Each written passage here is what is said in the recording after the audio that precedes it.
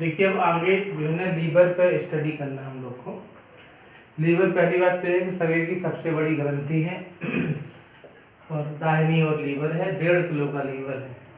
Question आता है कि शरीर की सबसे बड़ी ग्रंथि कौन सी है, तो आपने कहा लीवर है। बॉडी में राइट में लीवर होता है और लीवर में भी अगर देखा जाए तो 2 भाग हैं, एक तो बायां है और एक दायां है। तो बॉडी में आप इधर देखिए ये पूरा लीवर ही है, यहाँ से देखें लीवर ही है। तो आपने कहा कि जो लीवर है उसके बहुत से काम हैं, बहुत इंपॉर्टेंट है लीवर। लीवर में पहली बात तो आपने इतना समझा, क्वेश्चन आता है कि शरीर की सबसे बड़ी ग्रंथि कौन सी है, तो आपने कहा कि लीवर है।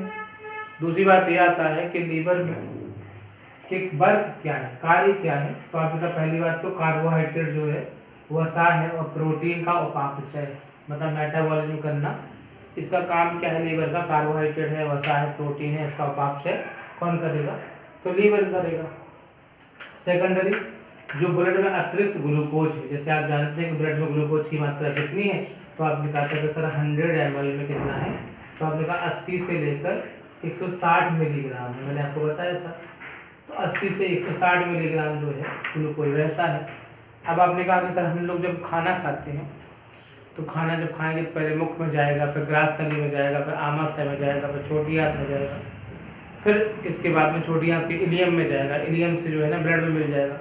अब ब्लड में बहुत सारा ग्लूकोज मिलेगा, तो बहुत सारा ग्लूकोज मिलेगा तो उस ग्लूकोज को ग्लाइकोजन में चेंज करेगा और संचित कहाँ कर, ग्लूकोज को ग्लाइकोजन में चेंज करने का काम तो अग्न्याशय का है, आगे हम स्टडी करेंगे।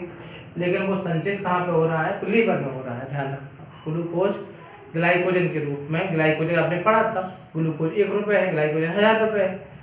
एक के सिक्कों को 1000 रुपये के नोट में बदल दिया किसने, बदलने का काम तो पैंक्रियाज का है, लेकिन बदल के बैंक कौन है, तो बैंक है लीवर। समझिए आप बात। तो ग्लूकोज को अतिरिक्त ग्लूकोज जो भी है वो ग्लाइकोजन में बदल जाएगा। इसके बाद में लीवर में कुफर कोशिकाएं होती हैं, तो इससे ऐसा पूछा गया था क्वेश्चन, तो उसमें से कुफर कोशिकाओं से जो है अगर देखा जाए तो वसा, कुफर कोशिकाएं क्या करेंगी, वसा को सरल वसीय अम्ल में बदलने का काम करेगी, ठीक है ना। तो अगर देखा जाए वसा को सरल वसीय अम्ल में कौन बदलेगा, तो अभी देखो यहाँ पे ग्लूकोज की मात्रा आ गई, यहाँ पे अगर देखा जाए तो वसा की बात आ गई। चौथा जो काम है वो आपने कहा कि सर जब क्या होता है कि आमाशय में प्रोटीन का विघटन होता है, तो विघटन होता है तो आप जानते हैं अमोनिया बनती है, तो अमोनिया प्रोटीन का रूप, तो अमोनिया बनेगी तो अमोनिया को यूरिया और यूरिक अम्ल में बदलता है। जो काम क्या है, तो अमोनिया को यूरिया में कौन बदलेगा, तो आपने कहा था सर अभी पढ़ चुके हम लोग, अमोनिया को यूरिया और यूरिक अम्ल में कौन बदलेगा, तो लीवर बदलेगा। इसके अतिरिक्त जब हम लोगों ने क्या किया था, हम लोगों ने अगर देखा जाए जब पढ़ा था क्या कि ब्लड पढ़ा था, तो ब्लड में क्या पढ़ा था हम लोगों ने, ब्लड में प्लाज्मा, मैंने कहा था प्लाज्मा में 92% जल है और 60% में जो प्रोटीन था, जैसे हमने कहा था एक प्रोथ्राम्बिन है, आपको याद होगा, एक तो मैंने प्रोथ्राम्बिन बताया था, दूसरा फाइब्रिनोजन बताया था, ठीक है ना। तो एक प्रोथ्राम्बिन हो गया, एक हो गया आपका फाइब्रिनोजन, और इसके बाद आपको याद होगा एल्ब्यूमिन बताया था, एक एल्ब्यूमिन हो गया और इसके बाद में ग्लोब्यूलिन हो गया, है ना, एक ग्लोब्यूलिन हो गया। तो आपने देखा सर ये दोनों प्रोटीन क्या करते थे, ये दोनों प्रोटीन विटामिन के के साथ संयुक्त होकर, विटामिन के जो है ना इसके साथ में जोड़कर और क्या करते थे, शरीर में कहीं कट गया तो वहाँ पे थक्का बनाने का काम करते थे। जैसे 2 काम वहाँ पे देखे आपने, फिर वसा का देखा, इसी प्रकार से यहाँ पे अमोनिया वाला कार्य देख, और तो यहाँ पे जो प्रोथ्राम्बिन और फाइब्रिनोजन का भी संचय कहाँ पे हो रहा है, तो लीवर में हो रहा है। इसके बाद ये क्या करेंगे, जो कलेक्ट करके प्रोथ्राम्बिन और उसको, इसके बाद जो हमने बताया था कि एल्ब्यूमिन और ग्लोब्यूलिन शरीर में क्या करते हैं, जल को संतुलित करते हैं। अगर इनकी मात्रा भोजन में कम हो जाए तो इनके स्थान पर जल संचित हो जाता है, जब हम लोग कहते हैं कि स्वेलिंग हो गई है, पढ़ चुके हम लोग इसको ऑलरेडी। तो आपने ये देखा कि लीवर में क्या होता है, तो पहले आपने ये देखा जब जैसे हमने पढ़ाया था तो पोषण बताया था, पहले आपको कार्बोहाइड्रेट बताया था, पहले का ये कार्बोहाइड्रेट वाले ही देख लीजिए। अब कार्बोहाइड्रेट में आपने कहा कि सर कार्बोहाइड्रेट वसा प्रोटीन का उपापचय है, उसके बाद में ग्लूकोज को ग्लाइकोजन के रूप में अपने अंदर संचित कर लेता है। दूसरी बात तो वसा का देख लिया आपने, कुफर कोशिकाएं हैं, वसा को सरल वसीय अम्ल में बदलता है। फिर तीसरा आपने कहा कि सर जब आमाशय में क्या होता है कि अमोनिया का प्रोटीन का विघटन होता है तो अमोनिया निकलती है। अमोनिया को यूरिया और यूरिक अम्ल में बदलने का काम कौन करेगा? वो भी लीवर करेगा। और यहाँ पर जब कोई ब्लड कहीं से क्या हुआ, कट हो गया, चोट लग गई, तो प्रोथ्राम्बिन फाइब्रिन की सहायता से प्लस विटामिन के की सहायता से वहाँ पे थक्का बनाने का कार्य करेगा, क्लॉटिंग कराने का कार्य करेगा। ये भी काम प्रोटीन का है। इसके बाद में जो है ना, तो वो अगर देखा जाए तो लीवर यहाँ पे दो कार्य समझ लीजिए आप लोग। एक तो यहाँ पे इसको रोक रहा है, वो क्या कर रहा है कि प्रोथ्राम्बिन और विटामिन के सहयोग से इसको रोक रहा है, यहाँ पे कट गया तो थक्का बना रहा है। दूसरी बात क्या है कि हेपेरिन का स्राव करता है, ठीक है ना। क्या करता है, ध्यान रखना आप, हेपेरिन का स्राव करेगा। हेपेरिन क्या करता है, शरीर में थक्का बनाने से रोकता है, मतलब थक्का बनवाता भी है और थक्का बनाने से रोकता भी है। कहीं पे कट गया तो थक्का बनेगा, पंचर होगी साइकिल तो वो रुक जाएगा। और कहीं पे आपने कहा कि थक्का बन रहा है तो हेपेरिन के स्राव के द्वारा उसको रोकने का प्रयास करेगा, ठीक है ना। इसके बाद जो भी विटामिन है, तो आप जानते हैं कि विटामिन दो तरह के हम लोग पढ़ेंगे, एक जल में घुलनशील विटामिन बताया था और एक वसा में घुलनशील, ठीक है ना। तो जल में घुलनशील जो विटामिन है वो सी है ना, BC है, दोनों बी है और सी है। तो जल में घुलनशील विटामिन जो होते हैं वो तो यूरिन के साथ निकल जाते हैं, लेकिन जो वसा में घुलनशील विटामिन है यानी कि ए है, डी है, ई है और के है, ये सब जो है कहाँ पे संचित होते हैं, तो आपने कहा सर ये हमारे लीवर में संचित होती है, ठीक है। तो यहाँ पे आपने देखा कि ये सब जो है किसमें संचित होते हैं, तो लीवर में संचित होते हैं। तो आपने ये देखा कि लीवर से किसका स्राव होता है, हेपेरिन का स्राव होता है। तो इसके बाद में अगर हम बात करें कि आगे लीवर के क्या काम है, तो आपने कहा सर लीवर में कि लीवर के निचले भाग में क्या होता है, निचले भाग में पित्तरस और पित्ताशय होता है। पित्ताशय में पित्तरस आता है और पित्तरस कहाँ से आता है, तो मैंने पहले ही बताया कि जब आरबीसी सेल्स हैं तो क्या होगी, टूटेंगी तो बिलीरुबिन बनेगा और वही बिलीरुबिन जाके बाइल जूस बन जाता है। तो पित्तरस क्या करता है कि छोटी आंत में आए हुए भोजन को, अम्लीय भोजन को क्षारीय कर देता है, ठीक है ना। तो यहाँ पे हम लोगों ने ये चीजें देखी कि आपका ये जल हो गया, ये आपका तो हेपेरिन तक हम आए थे। इसके बाद में आपने अगला पार्ट ये देखा कि विटामिन ए, डी, ई, के का संचय करेगा, है ना। तो 4 नंबर वो बताए थे, 5वां नंबर आपका प्रोथ्राम्बिन वाला हो गया, 6वां आपका हेपेरिन वाला हो गया, 7वां विटामिन ए, डी, ई का संचय करता है। 8वां नंबर मैंने आपको ये बताया कि जब लीवर के निचले भाग में क्या होता है, पित्ताशय होता है, तो पित्तरस निकलता है और पित्तरस क्या करता है, अम्लीय भोजन को क्षारीय करने का काम करता है। तो इसी प्रकार से लीवर के बहुत से वर्क हैं, इम्पोर्टेंट वर्क हमने आपको बताए कि वो कार्बोहाइड्रेट, वसा, प्रोटीन का अपाचय, ग्लूकोज को ग्लाइकोजन में बदलता है, और जब ब्लड में ग्लूकोज की कमी हो जाती है तो पुनः ग्लाइकोजन को ग्लूकोज के रूप में बदल के ब्लड को दे देता है। इसमें कुफर कोशिकाएं होती हैं जो कि वसा को सरल बसी अम्ल में बदल देती हैं। शरीर में जब प्रोटीन टूटता है तो अमोनिया निकलती है, तो अमोनिया को यूरिया तथा यूरिक अम्ल में बाहर करने का काम करता है। इसके बाद में थक्का बनाने में मदद करेगा प्रोथ्राम्बिन और फाइब्रिन प्लस विटामिन के की सहायता से। थक्का बनने से रोकता है, हेपेरिन का स्राव करता है, और इसमें जो है ना वसा में घुलनशील जो विटामिन है ए, डी, ई, के का संचय होता है। और इसके बाद में अगर बात करें तो इसके निचले भाग में सबसे इम्पोर्टेंट ये है कि पित्ताशय होता है ना, गॉल ब्लैडर होता है। तो पित्ताशय से पित्तरस निकलता है, वो पित्तरस क्या करता है, आमाशय से आए हुए अम्लीय भोजन को क्षारीय करने का काम करता है। अगर लीवर ठीक से काम ना कर पाए तो पित्तरस नहीं निकलता है, तो वही जो बिलीरुबिन है पूरे शरीर में फैल जाता है, तो पूरे शरीर में यूरिन पीला हो जाता है, आइज पीली हो जाती है, कभी कभी पूरा नेल पीले हो जाते हैं, पूरी बॉडी पीली हो जाती है, तो पीलिया हो जाता है। तो अगर पीलिया हो गया तो समझिए कि जो पेट में अम्ल बनता है, अब आपने कहा अम्ल क्यों बनता है, इसको हम समझ चुके हैं। अम्ल इसलिए बनता है क्योंकि भोजन को पचाना होता है, एजिमुलेट करना पड़ता है पूरी तरह से, जब तक भोजन कायम ना बन जाए। अब हम लोग क्या करते हैं कि सुबह सुबह उठते हैं, नाश्ता नहीं करते हैं, तो अम्ल बनने का प्रोसेस तो चालू ही रहता है, जब खाने पहुँचेगा तो ज़्यादा। तो जो लोग लेट नाश्ता करते हैं उनके पेट में धीरे धीरे एसिडिटी बनने लगती है, क्योंकि एसिड है ना, वो एसिड क्या है, एसिड है। तो आपने इतना देखा कि लीवर के सारे वर्क हैं, और लीवर में 2 लोब हैं, एक बायां लोब है, एक आपका दायां लोब। फिलहाल इसके बाद में आपने देखा कि लीवर से जो भी नालिका आती है, और लीवर के निचले वाले भाग में आपको एक पत्ती नमा संरचना दिखती है, जैसे लीफ होती ना, वो आपका अग्न्याशय है। तो एक तो लीवर के सारे वर्क देखा। अब अग्न्याशय क्या है अगर इसको देखा जाए तो अग्न्याशय शरीर की दूसरी सबसे बड़ी ग्रंथि है। दूसरी बात क्या है, ये अंतःस्रावी और बाह्यस्रावी ग्रंथि है। अग्न्याशय कैसी ग्रंथि है तो आपने कहा अंतःस्रावी है और बाह्यस्रावी है। अंतःस्रावी और बाह्यस्रावी में क्या है, ये क्या है, इसको अगर देखा जाए तो अंतःस्रावी और बाह्यस्रावी को अगर हम देखते हैं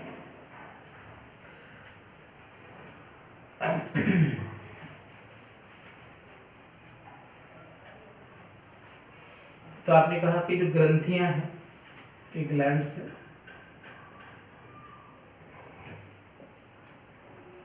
वो दो प्रकार की होती हैं। एक होती है बाह्यस्रावी और दूसरी कौन सी होती है, अंतःस्रावी। बाह्यस्रावी से देखा जाए तो इसमें पाइपलाइन है, मतलब बेसिल्स है ना, मतलब नालिका युक्त कह लो आप, नालिका युक्त। और ये अंतःस्रावी में पाइपलाइन नहीं है, यहाँ पर नालिका विहीन, ट्यूबलेस है, नालिका विहीन है। अब आपने कहा सर जो नालिका युक्त है उनसे क्या निकलता है, तो मैंने कहा एंजाइम्स निकलता है, एंजाइम्स।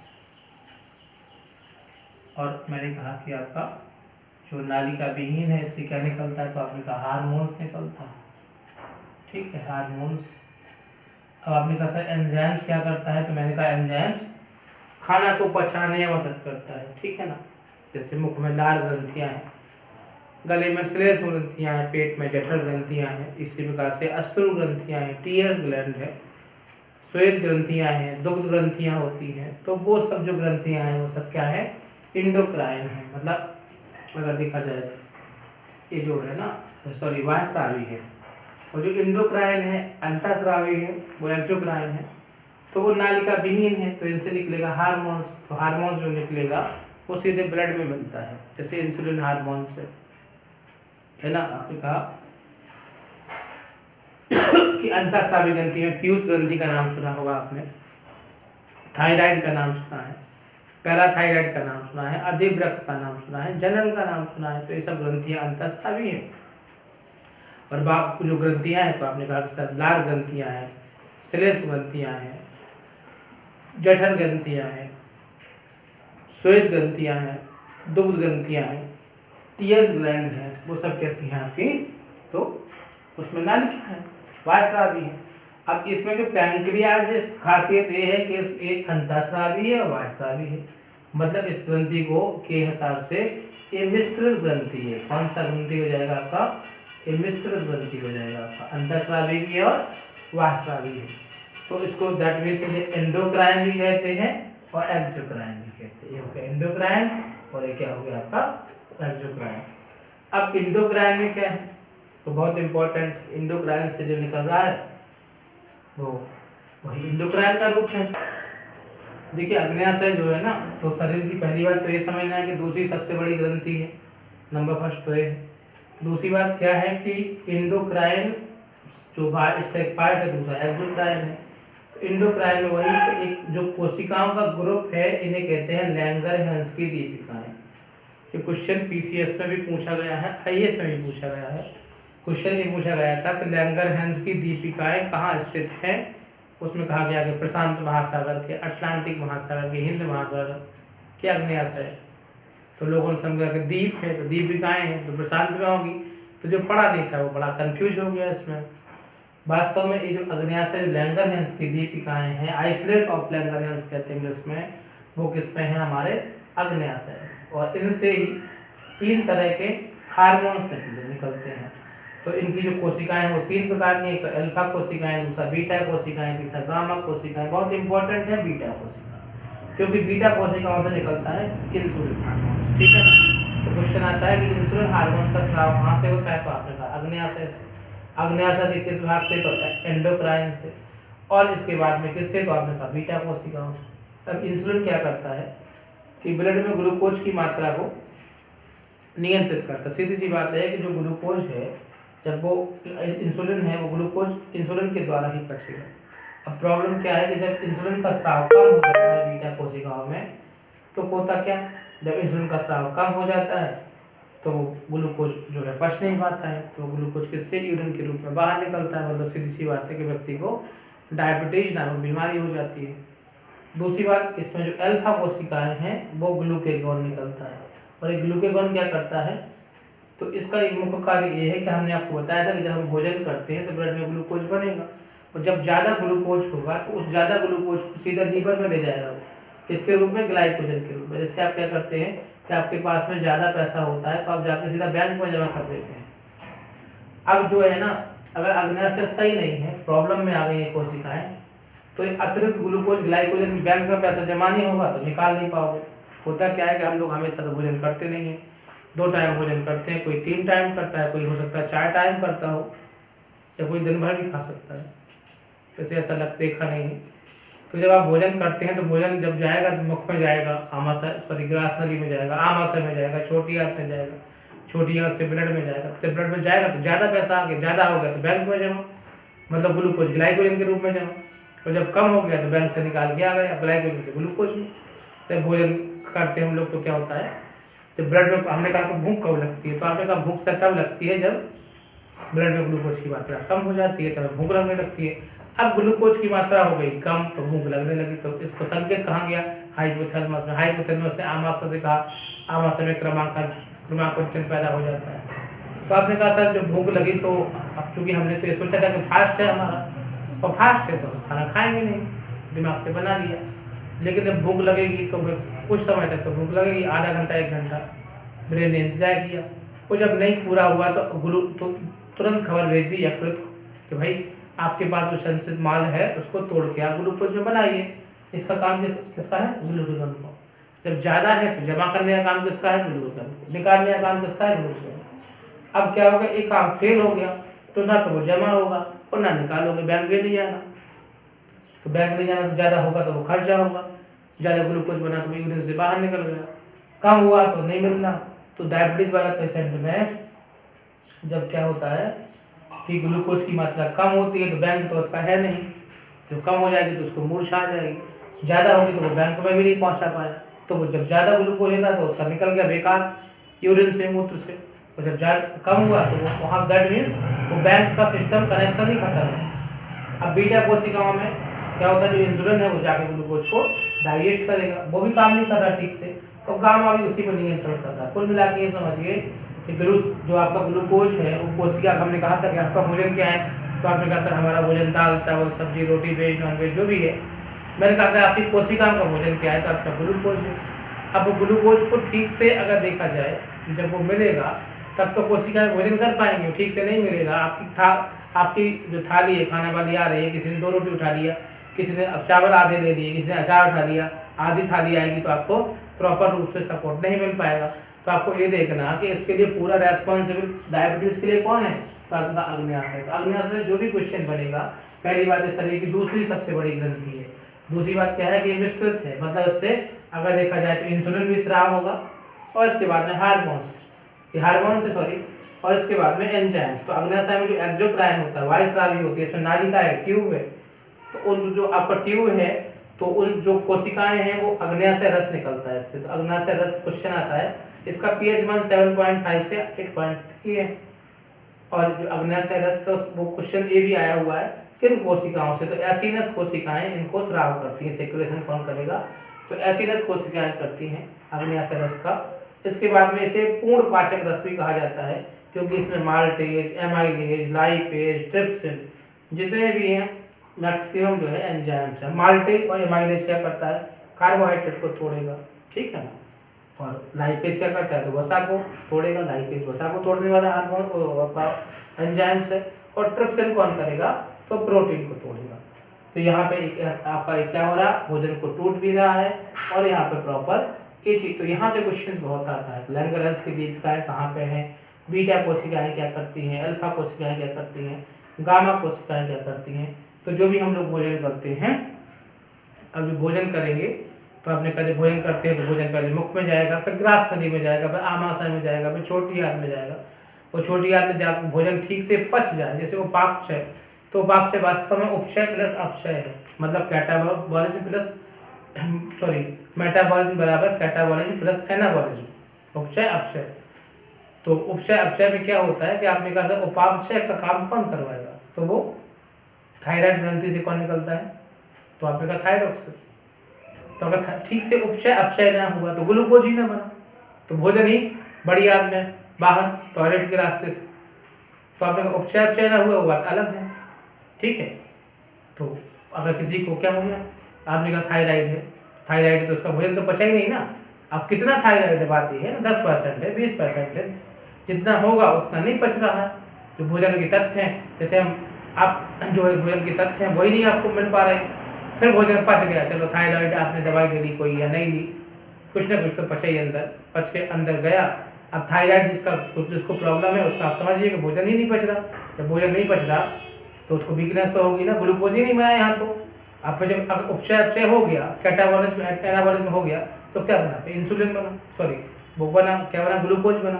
अब ग्लूकोज को पचाएंगे तो हमारा भोजन क्या है, दाल चावल सब्जी रोटी, और दाल चावल सब्जी रोटी कौन पचाएगा, तो वो थायराइड पचाएगा। इंसुलिन आपका वो थायरॉक्सिन पचाएगा, थायराइड से ग्रंथि से निकलेगा। वो जो इंसुलिन पचाएगा वो कौन, आपका जो ग्लूकोज पचाएगा, तो ग्लूकोज कौन पचाएगा, तो इंसुलिन पचाएगा। इंसुलिन अगर प्रॉपर नहीं हो पाया तो ध्यान रखना, तो जब डायबिटीज हो जाएगा किसी को तो फिर बाहर से उसको इंसुलिन लेना पड़ता है, पहले मेडिकल के रूप में, दवाई के रूप में, जब ज़्यादा बढ़ा जाएगा तो फिर इंजेक्शन के रूप में इंसुलिन लेना पड़ता है। अब होता क्या है कि आपका डायबिटीज भी कई टाइप्स का होता है, तो इंसुलिन ऐसा नहीं कोशिकाओं ने बिल्कुल बंद कर दिया कि नहीं बनाएंगे, हाँ कुछ कोशिका ने कहा कि हम नहीं बनाएंगे, कुछ ने कहा कि हम बनाएंगे। तो इंसुलिन, इसको डायबिटीज होने की भी अगर देखा जाए तो दो तरह का सिस्टम है पूरी बॉडी में। जैसे हमने कहा कि जो तंत्रिका तंत्र है, तो यहाँ पे खोपड़ी है, यहाँ पे आपका जो है ना मेरुरज्जु है, मेरुरज्जु और खोपड़ी दोनों हनुमान जी का मुखधर है समझिए। और पूरी शरीर की कोशिकाओं में मैक्सिमम कोशिकाएं, यानी कि तंत्रिका तंत्र का 99.98 कोशिकाएं इसी में है।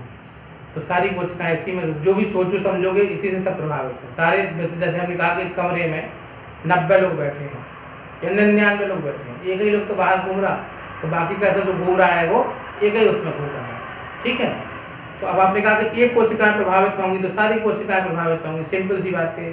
तो अगर मन सही नहीं होगा तो शरीर में हर प्रकार की बीमारी होगी, आप जान लीजिए। दूसरी बात क्या है कि आपने कहा कि सर मीठा खाने से भी हो जाता है, हाँ तो ये भी बात सही है। अब आपने ये भी पूछा कि सर मीठा खाने से क्यों हो जाता है, तो मीठा खाने से ये हो जाता है कि जब भी हम लोग खाना खाते हैं तो थाली में देखते हैं कि रसगुल्ला है मान लीजिए, तो रसगुल्ला खाओगे, पहले इमेज आपने देखा तो रसगुल्ला है, तुरंत ऑर्डर किया, माइंड हो रसगुल्ला आ रहा है, इंसुलिन तैयार हो। अब आपने देखा तो आप इंसुलिन पहले तैयार हो गया कि रसगुल्ला आएगा तो हम उसको डाइजेस्ट करा देंगे। अब आपने क्या किया कि मान लीजिए कि इतना ज़्यादा ले लिया स्वीट कि उतना इंसुलिन ही नहीं आ पाया, तो उस पर लोड है। जब ज़्यादा लोड होगा तो एक बार सहन करेगा, 2 बार सहन करेगा, 3 बार सहन करेगा, तो वो फिर इसके बाद उसकी कोशिकाएं क्या हो जाए, किसी आदमी पे ज़्यादा लोड हो जाएगा तो वो कब तक काम कर सकता है, ज़्यादा नहीं कर सकेगा, कोशिकाएं नष्ट होने लगेंगी। एक तो रीजन ये हो गया। दूसरी बात, आजकल का जैसे अभी एक रिपोर्ट आई है कि कुछ समय बाद, बहुत नियर है 10 साल में शायद 70% लड़कियों को डायबिटीज हो जाएगी, 60% लड़कों को डायबिटीज हो जाएगी। तो इसका एक रीज़न ये है कि इसके माँ बाप को डायबिटीज़ है, उसके बच्चे को 10 साल पहले डायबिटीज़ होने की बात है, उनको है तो ऐसा तो कोई जेनेटिक है ना, कोई भी अगर आपकी हिस्ट्री है चाहे माता की चाहे पिता की, तो बच्चे को डायबिटीज होने के चांसेस बहुत ज़्यादा है, इतना बात समझ के चलिए। तो जो भी डायबिटिक हैं वो ध्यान रखें कि चीनी कम लें, और चीनी के साथ साथ अपने दिमाग को ज़्यादा टेंशन में ना रखें। अगर दिमाग टेंशन में होगा तो निश्चित सी बात है कि बीमारियाँ बहुत सी होंगी, डायबिटीज़ तो छोड़िए, लेकिन हाँ डायबिटीज़ सबसे पहले होगी। तो अब इसमें जो देखा जाता है, तो जब बीमारियाँ पढ़ाएंगे तो उस पर और चर्चा करेंगे।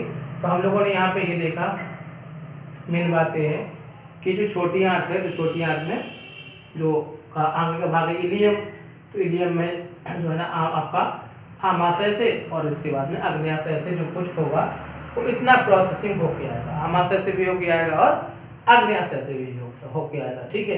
तो क्या क्या बच रहा है, तो सिर्फ जो एंजाइम्स थे, तो आपने कहा मुख में क्या है, तो आपने कहा टाइलिन है, माल्टेज है। मैंने कहा पेट में क्या है, तो आपने कहा पेप्सिन है, रेनिन है। मैंने कहा कि अंदर जो छोटी आंत में जो जुड़ा हुआ है, तो छोटी आंत से जो जुड़ा था आग्नेयाशय, उसमें माल्टेज, एमाइलेज, लाइपेज और ट्रिप्सिन तो था, लेकिन छोटी आंत में खुद जो एंजाइम खुद निकलते हैं ब्रूनस ग्रंथियों से, वो आपने कहा सर माल्टेज है। एक तो माल्टेज आपने कहा कि सर माल्टेज एक तो मुख में था, तो मुख में जितना हो सकता था पचाया, फिर पहुंचा दिया कि भैया जो कुछ मिलेगा अब यहाँ फिर खींचो। सुक्रेज है, शर्करा को पचाएगा, लैक्टेज दूध में घुली शर्करा को पचाएगा, लाइपेज वसा को पचाएगा और एप्सिन प्रोटीन को पचाएगा। तो जैसे आपने कहा कि जो ग्रंथियां हैं एक वायस्रावी ग्रंथियां, वा से बेसिस लगा लो, पाइप टाइप है। वायस्रावी ग्रंथि मुख में क्या है, तो आपने कहा लार ग्रंथि, उससे क्या निकलता है, तो आपने कहा लार निकलती है, जिसमें कौन सा एंजाइम है, तो आपने कहा टायरेनोमाल्टेज। इसके बाद फिर स्लिप से कोई एंजाइम निकलता नहीं है, आप पहुंचे सीधे पेट में। पेट में आपने कहा कौन सी ग्रंथियां, तो मैंने कहा जठर ग्रंथियां, गैस्ट्रिक ग्लैंड, उससे क्या निकलता है, तो मैंने कहा एचसीएल निकलता है और पेप्सिन और रेनिन निकलता है, ठीक है ना। इसके बाद फिर हमने कहा कि आप लीवर है, तो लीवर बहुत सी कंट्रोल तो कर रहा है लेकिन कोई एंजाइम नहीं निकलता। मैंने कहा पैंक्रियाज है, तो पैंक्रियाज तो ऐसा है कि एंजाइम भी निकल रहा और हार्मोन्स भी निकल रहा, तो उससे पैंक्रियाज से जो निकलेगा वो आपने कहा सर माल्टेज है, एमाइलेज है, लाइपेज है और ट्रिप्सिन है। और छोटी आंत में जब जाएंगे तो लास्ट पॉइंट है, जो कुछ होगा वहाँ पे हिसाब किताब पूरा होगा। तो माल्टेज निकलेगा जो कार्बोहाइड्रेट को पचाएगा, सुक्रेज निकलेगा जो शर्करा को पचाएगा, लैक्टेज निकलेगा जो दूध की शर्करा को पचाएगा और लाइपेज निकलेगा जो वसा को पचाएगा और एप्सिन निकलेगा वो प्रोटीन को पचाने का कार्य करेगा। ध्यान रखना। तो यहाँ पे छोटी आंत तक हम आए। अब छोटी आंत में अगर देखा जाए तो छोटी आंत का जो दूसरा पार्ट है उसे क्या कहते हैं, तो आपने कहा पहला पार्ट तो ग्रहणी हो गया है ना, अगर देखा जाए तो ग्रहणी हो गया। तो दूसरा पार्ट है वो इलियम कहलाता है। क्या कहलाता है, इलियम। तो इलियम में अगर देखा जाए तो उंगलियों के समान संरचनाएं, और उंगलियों के समान संरचनाएं हैं तो इन्हें कहते हैं बिलाई, ठीक है। क्या कहते हैं, बिलाई का मतलब ये है कि हिंदी में कहते हैं रसांकुर। अब रसांकुर में जब भोजन जाएगा तो उंगलियां इसलिए है कि एब्जॉर्प्शन सरफेस ज्यादा हो जाए, तो यहाँ पे भोजन का अवशोषण हो जाना है और उसको ग्लूकोज में बदल जाना है। तो क्वेश्चन आता है कि भोजन का एब्जॉर्प्शन कहाँ हुआ, अवशोषण कहाँ पे हुआ, तो इलियम में हुआ। ध्यान रखना आपको, ये इलियम में हुआ और ये आपका क्या आ गया, ग्रहणी आ गया, ठीक है ना। तो इसमें अगर देखा जाए, देखिए मैंने आपको बताया था कि छोटी आंत के आगे का भाग क्या कहलाता है, तो ग्रहणी कहलाता है। उससे 6 हार्मोन्स का स्राव होता है, तो ग्रहणियों से भी होता है हार्मोन्स का स्राव। अब इसमें एक है हेपेटोक्राइनिन। तो हेपेटोक्राइनिन जो होता है वो पित्त रस को सिक्रेट करता है। तो जो पित्त रस को सिक्रेट करेगा कौन, पित्ताशय है ना, तो पित्ताशय को क्या करता है, उत्तेजित करता है। दूसरा है सिक्रेट।